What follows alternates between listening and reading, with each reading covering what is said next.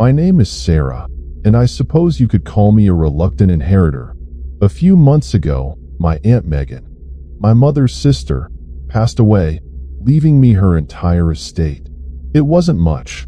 A small, rundown farmhouse in rural Alabama, a few acres of overgrown land, and a lifetime's worth of, well, junk. Megan had been a bit of a hoarder, and a deeply religious one at that. The house was packed with religious paraphernalia, crosses, icons, stacks of Bibles, and handwritten prayers taped to every available surface. I'm not particularly religious, so the whole atmosphere felt oppressive and unsettling. But family is family, and I felt obligated to sort through Megan's belongings, to decide what to keep, donate, or, frankly, burn. The farm itself was isolated, miles from the nearest town, surrounded by dense woods. And then there was the tree, a massive, ancient oak in the front yard. It loomed over the house, gnarled and imposing, sending an eerie shiver down my spine every time I looked at it. I planned to spend a week at the farm sorting through everything. My husband, Tom, couldn't get time off work, so I was on my own. I figured it would be a quiet, if somewhat depressing, week. I was wrong. Terribly, terribly wrong. It all started with the Bible. The first day was spent clearing out the living room, which was piled high with boxes, newspapers, and religious tracts. The work was exhausting, physically and emotionally. The air was thick with dust and the faint scent of mildew. The silence of the house was broken only by the creaking of floorboards and the low buzz of a fly. Late in the afternoon, I decided to tackle the area around the fireplace, a large stone monstrosity that dominated one wall. Behind a stack of dusty hymnals, I found a small leather-bound book. It was a pocket Bible, worn and faded, with several pages missing. The leather was cracked, dry, and the gold lettering on the spine was barely visible. Curiosity piqued. I opened the Bible carefully. The pages were thin, brittle, and yellowed with age. As I flipped through, I noticed several passages underlined in faded red ink. It felt strangely personal, holding something that had clearly meant so much to my aunt. Then, I noticed something odd. On the inside of the back cover, faint spidery handwriting covered the worn leather. It looked like a list of rules. Rule 1. Do not read aloud from this Bible after sunset. Rule 2. Keep the Bible closed and secured when not in use. Rule 3. Do not remove any pages. More were missing than I first thought. Rule 4. If you hear whispers, ignore them. Do not engage. Rule 5. If the room grows cold, pray silently until it warms. Rule 6. Never leave the Bible under the oak tree after dark. I frowned. This was strange, even for Megan. I knew she was deeply religious, bordering on superstitious, but this seemed excessive. It felt like something out of a horror movie. I shook my head, dismissing it as the eccentricity of an old woman. Placing the Bible on the mantelpiece, I decided to set it aside with the other things I planned to keep. I had no intention of reading from it, aloud or otherwise. As evening approached, I made a simple dinner of canned soup and crackers. The electricity still worked, thankfully, but the house felt cold and drafty despite the warm Alabama air outside. I ate quickly, feeling increasingly uneasy. The silence was starting to get to me. Hoping to clear my head, I decided to take a walk around the property. The moment I stepped outside, I was struck by the sheer size of the oak tree. Up close, it was even more imposing. Its massive trunk and twisted branches stretched toward the darkening sky like skeletal fingers. There was something deeply unsettling about it. Then, I noticed something at its base. A dark, charred patch of earth. It looked old, yet the scorched ground was still clearly visible, as if whatever had burned there had left a permanent mark. I remembered the line from the list. Never leave the Bible under the oak tree after dark. Quickly, I turned away, trying to shake the unease creeping up my spine. I walked along the perimeter of the property, taking in the overgrown fields and the dense woods pressing in from all sides. The sun was setting, casting long, eerie shadows across the landscape. As I made my way back toward the house, I heard it, a faint whispering, just at the edge of my hearing. I froze, straining to listen. The sound continued, soft and indistinct, seeming to come from everywhere at once. Rule 4. If you hear whispers, ignore them. Do not engage. I swallowed hard, telling myself it was just the wind through the trees. But it didn't sound like wind. It sounded like voices. My pace quickened, my heart hammering. By the time I reached the house, I was nearly running. I slammed the door behind me, locking it tight. Leaning against it, breath ragged, I told myself I was being ridiculous. I told myself it was just the wind, just my imagination. But deep down, I knew it wasn't. Something was wrong, terribly wrong. My eyes flicked to the Bible on the mantel. It was open. A fresh wave of fear washed over me. I distinctly remembered placing it there closed. Had I imagined that? Was I already losing my mind after just one day in this eerie house?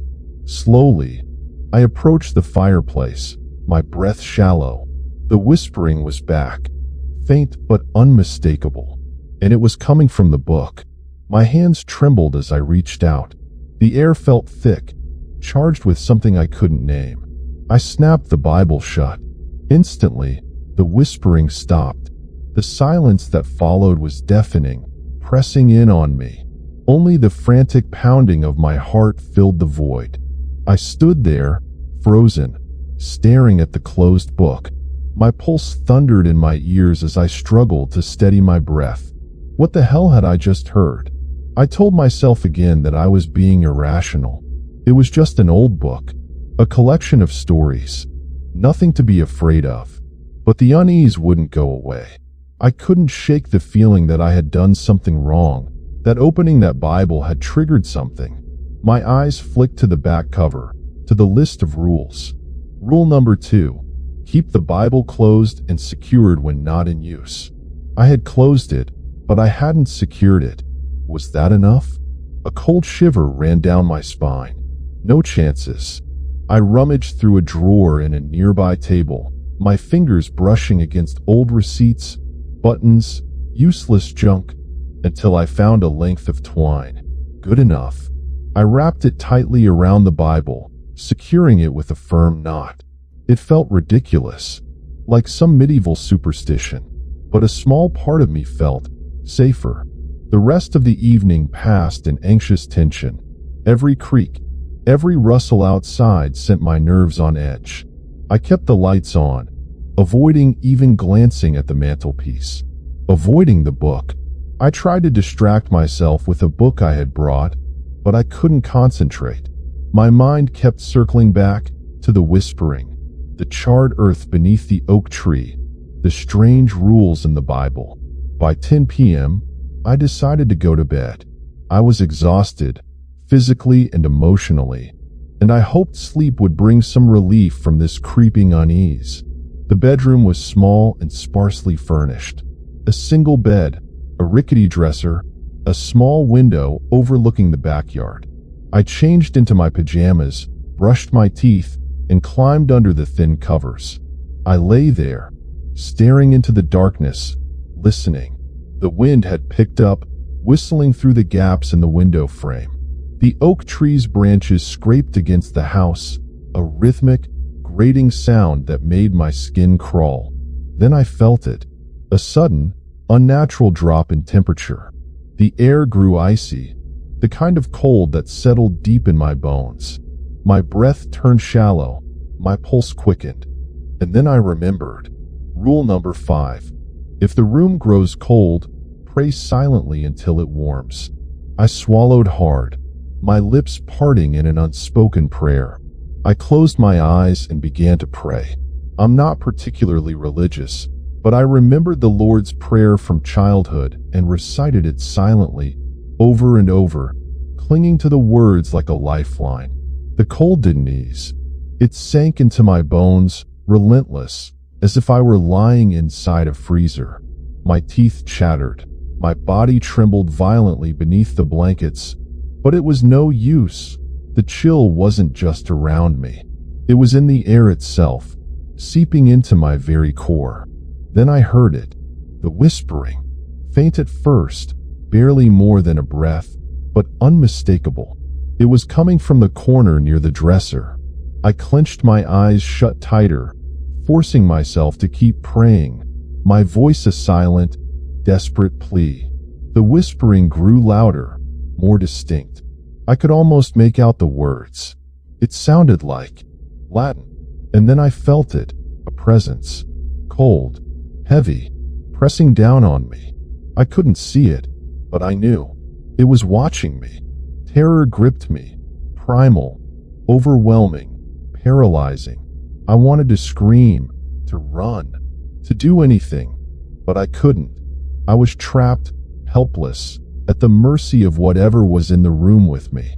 Then, as suddenly as it had begun, the cold vanished. The whispering stopped. The presence lifted. I gasped for breath, my body drenched in sweat. Slowly, I opened my eyes, expecting to see something, but the room was empty. The only sound was the wind whistling outside. I turned my wrist to check my watch. Midnight. I had been lying there, frozen in terror, for 2 hours. 2 hours that felt like an eternity. I knew I wouldn't sleep. Not after that. Every shadow seemed to hold a lurking menace. Every creak of the house sounded like approaching footsteps. I stared at the ceiling, my mind racing. The Latin whispering. What did it mean? Was it connected to the Bible? To Megan? I finally got out of bed as the first hint of dawn lightened the sky. I felt drained, exhausted, but at the same time, strangely wired, my nerves on high alert. I needed coffee, strong coffee. The floorboards creaked under my feet as I made my way to the kitchen. In the daylight, the house felt less oppressive, but the memory of the night's terrors clung to me like a second skin. As I waited for the coffee to brew, my gaze drifted to the kitchen table, and then I froze. The pocket Bible was sitting there. My heart skipped a beat. I had left it on the mantelpiece, securely tied with twine. How had it gotten here? Slowly, cautiously, I approached the table. The twine was gone. The book lay open, face down. I reached out with trembling fingers and turned it over. The delicate, brittle pages rustled under my touch. It was open to the book of Revelation. Certain verses were underlined in faded red ink, the same ink as the rules on the back cover. Then, I felt it, an urge, a deep, almost irresistible compulsion to read the passage aloud. I knew I shouldn't. Rule number 1. Do not read aloud from this Bible after sunset. But it was morning now. The sun was up. It should be safe, right? My voice trembled as I began to read, the words echoing through the quiet kitchen. And I saw when the Lamb opened one of the seals, and I heard, as it were the noise of thunder, one of the 4 beasts saying, "Come and see." And I saw, and behold, a white horse, and he that sat on him had a bow, and a crown was given unto him, and he went forth conquering and to conquer. A fleeting glimpse of movement outside the window made my breath catch. A figure, standing motionless in the yard. A fresh wave of terror crashed over me. I backed away from the window, my heart hammering against my ribs. I needed to get out of the kitchen, out of the house, anywhere but here. I stumbled toward the living room, my legs weak and unsteady. I glanced at the fireplace, where I had left the Bible the night before. It was gone. Of course it was. It was on the kitchen table. My mind was playing tricks on me, making me doubt my own sanity. I reached for the front door, desperate to escape. Then, I heard it. A slow, deliberate creaking. Footsteps. I froze, my hand gripping the doorknob. Someone was behind me. Slowly, I turned. My heart lodged in my throat. In the kitchen doorway stood a figure, tall, gaunt, shrouded in shadow. It was the same presence I had seen in the woods, the same one I had glimpsed outside the window, but this time it was inside. The shadows seemed to twist and pulse around it, coalescing into a human form. I couldn't see its face, but I felt its gaze, cold, malevolent, unnatural. I tried to scream, but no sound came. My throat constricted, my voice stolen by sheer, paralyzing fear. The figure slowly raised a hand, its long, skeletal fingers pointing directly at me. Then, the voice returned, a guttural whisper echoing from everywhere at once. "You have awakened him." The voice wasn't coming from the figure. It was all around me. The same voice that had echoed my reading from the Bible. The same voice that had whispered in Latin, "You have broken the seals."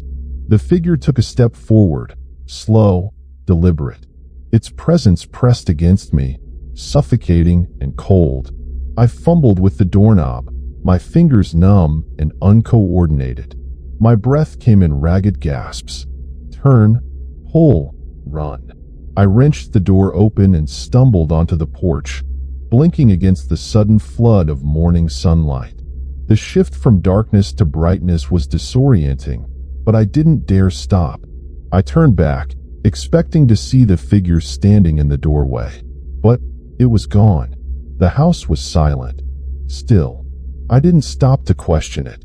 I ran, as fast as I could away from the house, toward the woods. I knew it was probably the worst place to go, but I couldn't think straight. I just needed to get away. As I sprinted, the voice returned, a whisper in my ear, mocking, taunting. "You cannot escape. He is coming." I tripped over a root, hitting the ground hard. Pain shot through my hands and knees, just like last night. But this time, I didn't have a flashlight. I lay there, gasping for breath, my body aching. Above me, the sky stretched wide, bright blue, scattered with fluffy white clouds. A perfect, peaceful day. And yet, I was trapped in a nightmare. I forced myself up, my legs shaking. I had to keep moving, hiding, thinking, surviving. Then, I remembered the barn. It was old, falling apart, hidden down an overgrown path, probably unsafe, but it was the only other structure on the property. I had no choice.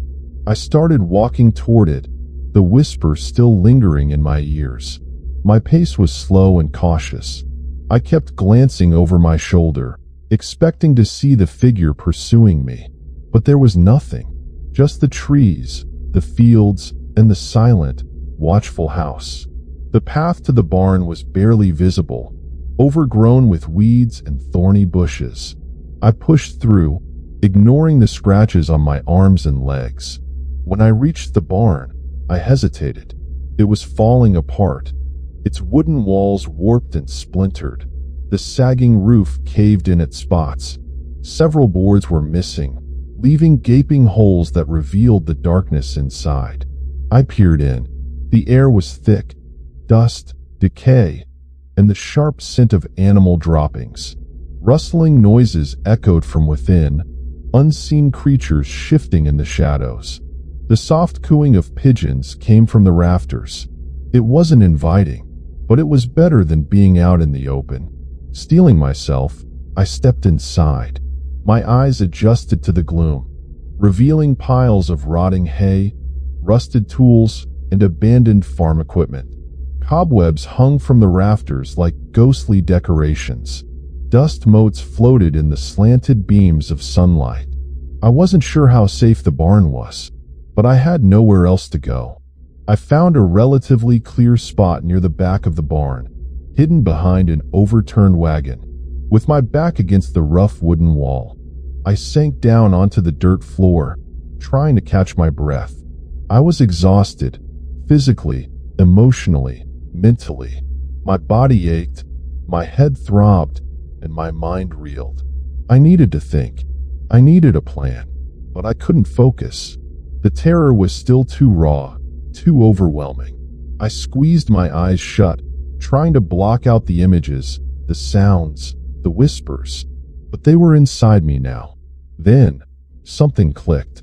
A memory. A detail I had almost forgotten. Something about Megan's past. Something about the Bible. The Bible had belonged to a preacher. A preacher who had been lynched under the oak tree. The oak tree. That massive, ancient, looming thing in front of the house. The tree with the charred earth at its base.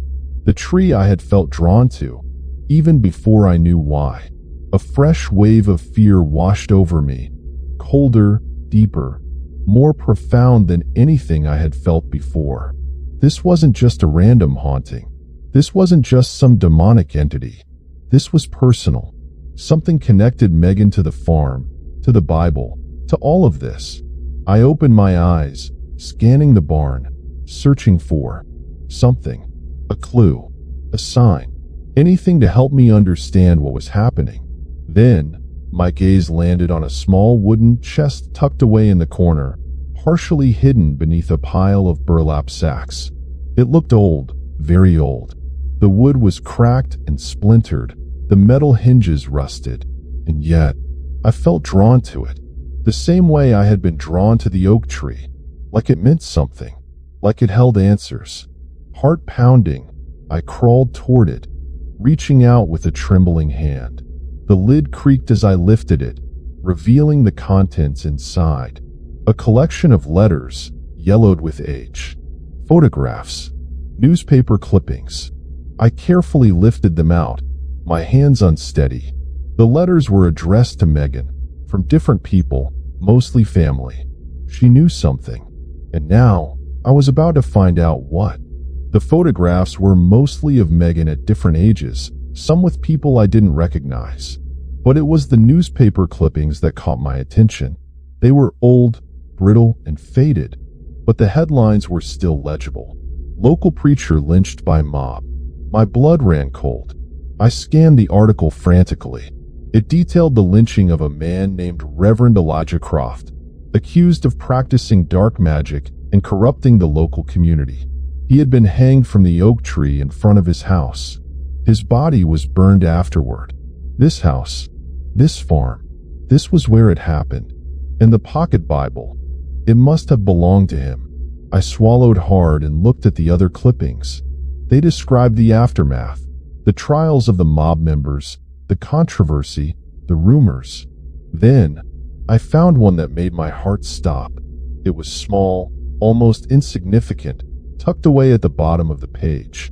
But the words sent a fresh wave of terror through me. The article described the discovery of a strange list of rules, scribbled on the back cover of Reverend Croft's Bible. Rules meant to contain his spirit. The same rules I had found in the pocket Bible. The same rules I had broken. The realization hit me like a physical blow.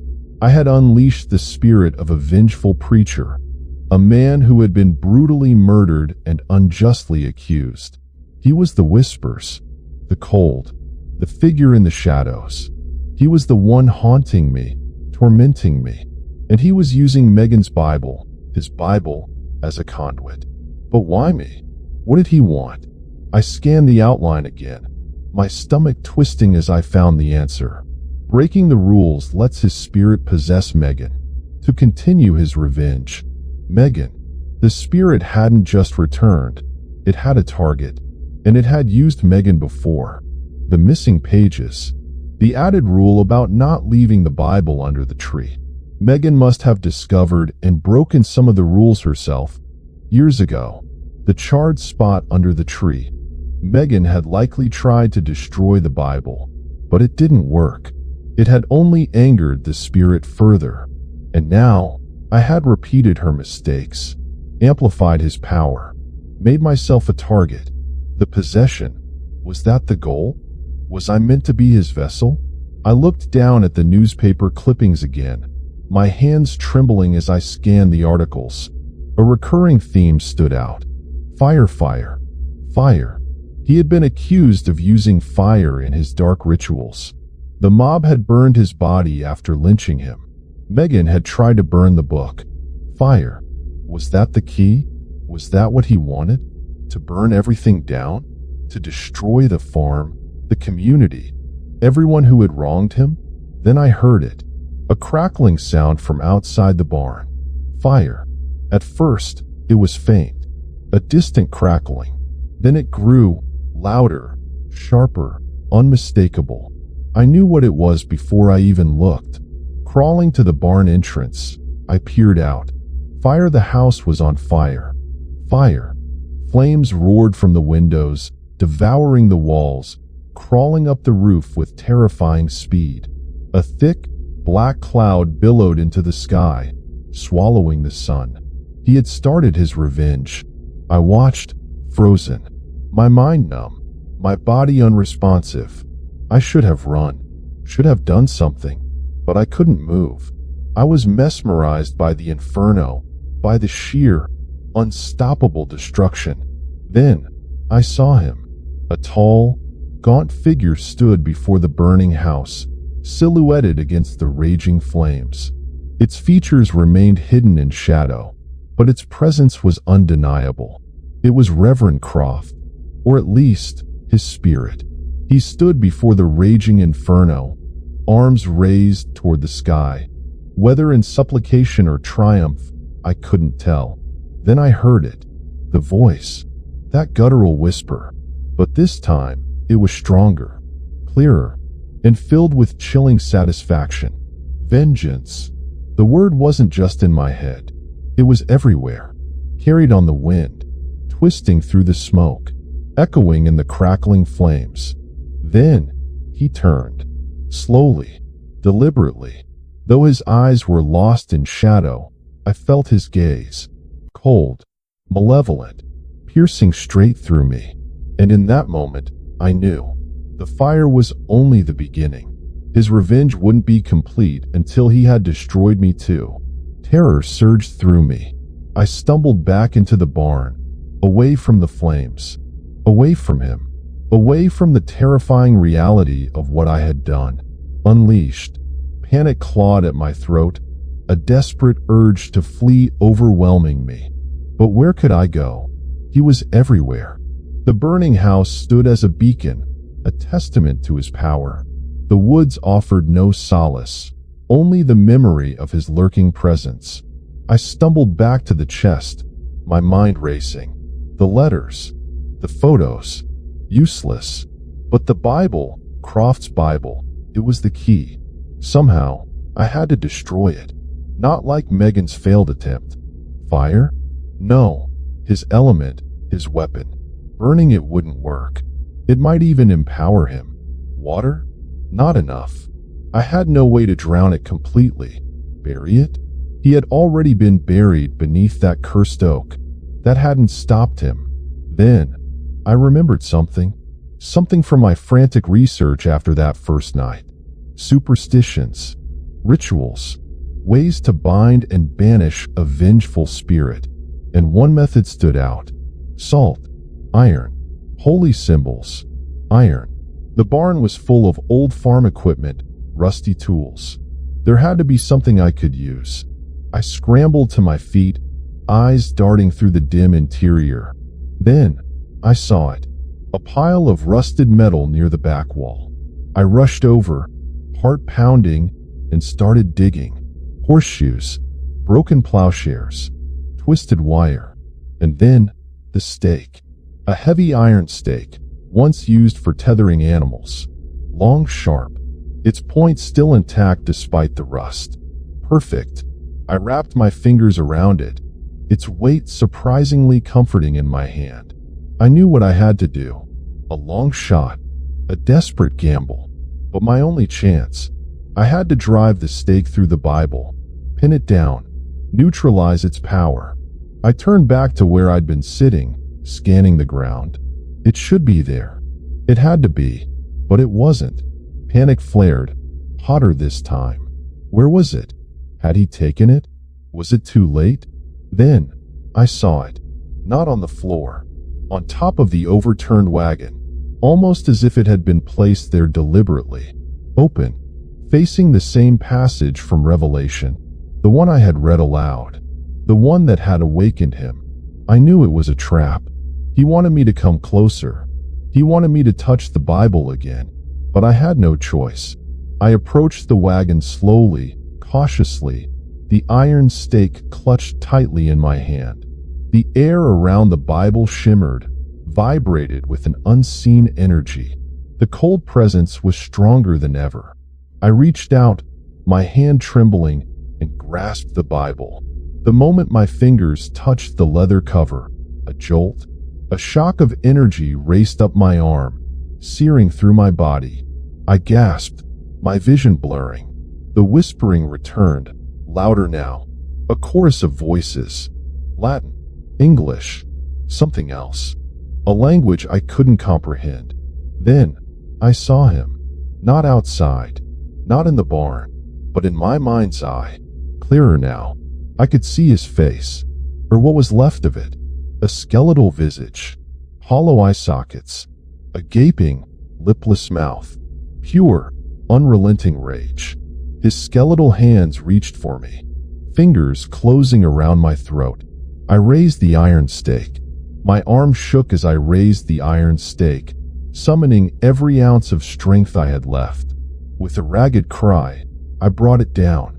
The stake pierced the Bible, driving through its brittle pages and pinning it to the wooden wagon. A scream tore through the barn, deafening, inhuman, yet undeniably filled with pain and fury. The air crackled with energy. The barn shook. The whispering rose into a frenzied crescendo, then silence. The cold presence was gone. The figure in my mind's eye vanished. Outside, the house still burned, flames devouring what remained. But now the fire seemed distant, less threatening. I stood there, panting, trembling, the iron stake still clutched in my hand. The Bible lay impaled beneath it. Had it worked? I didn't know. I didn't know if I was truly safe. But for the first time since that first night, I felt something unfamiliar. A glimmer of hope. A fragile, tentative hope that maybe, just maybe, it was over.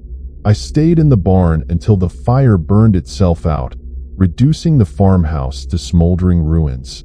I didn't dare approach, and I didn't dare remove the stake. I waited, watching, listening, praying that it was truly over. As the sun began to set, I finally left the barn. I walked away from the farm, away from the cursed oak tree, away from the ashes of what had once been my aunt's home. I didn't look back. I walked for miles until I reached the nearest town. With shaking hands, I called Tom. I told him a version of what had happened. The fire, the old Bible, the strange feelings. I didn't tell him about the whispers, the figure, or the preacher's spirit. He wouldn't believe me. He'd think I was crazy. Tom drove out to get me, his face etched with worry and confusion. He took me home, and I tried to return to a normal life. But it was impossible. The nightmares continued. The fear lingered. I saw shadows everywhere. I heard whispers in the wind. I jumped at every creak, every unexpected noise. I never told anyone the full truth about what happened at the farm. They wouldn't understand. They'd think I was insane. But I couldn't let it go. I kept researching. I learned more about Reverend Elijah Croft, the preacher who had been lynched. Even before the accusations of witchcraft, he had been a controversial figure, a fire and brimstone prophet who condemned sin and warned of the coming apocalypse. He had alienated many in the community. His death had been convenient for some. I also uncovered the farm's dark history. It had been in Megan's family for generations, passed down from mother to daughter. And there were stories, whispers, other strange occurrences, other tragedies. That land had always been cursed. Long before me, long before Megan, the farm was cursed, a place where darkness lingered, where the veil between worlds was thin, and I had stumbled right into it. Years have passed. My physical scars have healed, but the emotional ones remain. I still jump at shadows, I avoid old Bibles, and I can't shake the feeling that I'm being watched. I often wonder about the Bible, still pinned to the wagon in that abandoned barn. Is it still there? Is Reverend Croft truly contained? Or is he just waiting for someone else to break the rules?